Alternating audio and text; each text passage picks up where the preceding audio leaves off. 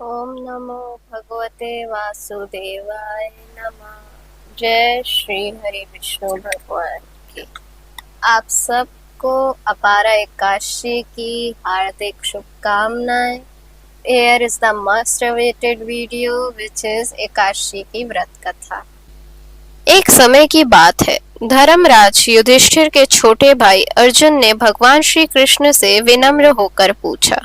अर्जुन बोले, हे प्रभु, ज्येष्ठ मास के कृष्ण पक्ष में आने वाली एकादशी का क्या नाम है? उसका महत्व क्या है? उस दिन किस देवता की पूजा करनी चाहिए और व्रत की विधि क्या है? कृपया मुझे विस्तार से बताएं। तब भगवान श्री कृष्ण मुस्कुराए और बोले, हे पार्थ, ज्येष्ठ मास की कृष्ण पक्ष की एकादशी को अपारा एकादशी कहा जाता है। अपारा का अर्थ होता है अपार, अतः और अनंत पुण्य देने वाला।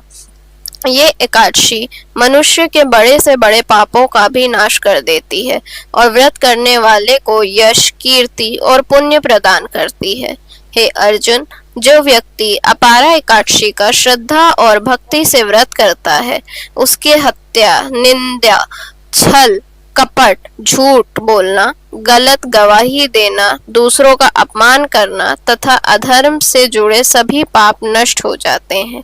जो लोग दूसरों को धोखा देते हैं, झूठे ग्रंथ बताते हैं, धर्म का गलत प्रचार करते हैं अथवा लोगों को भ्रमित करते हैं, उनके पाप भी इस व्रत के प्रभाव से समाप्त हो जाते हैं।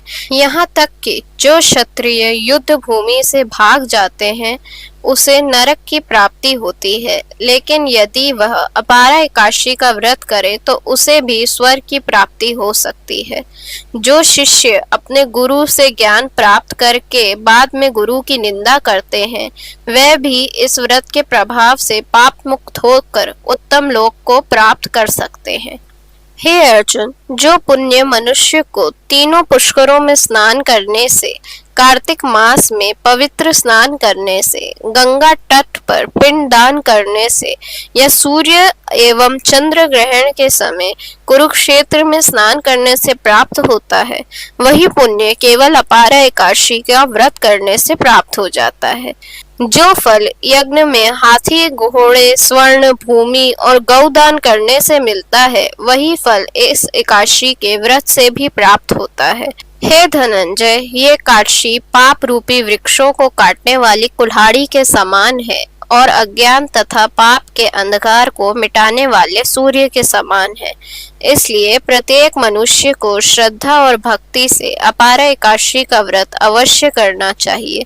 इस दिन भगवान श्री हरि विष्णु की पूजा करने से अंत में विष्णु लोक की प्राप्ति होती है। भगवान श्री कृष्ण आगे बोले, हे अर्जुन, जो व्यक्ति इस अपारा एकादशी की कथा को पढ़ता है या श्रद्धा से सुनता है, उसके समस्त पाप नाश हो जाते हैं और उसे भगवान विष्णु की कृपा प्राप्त होती है।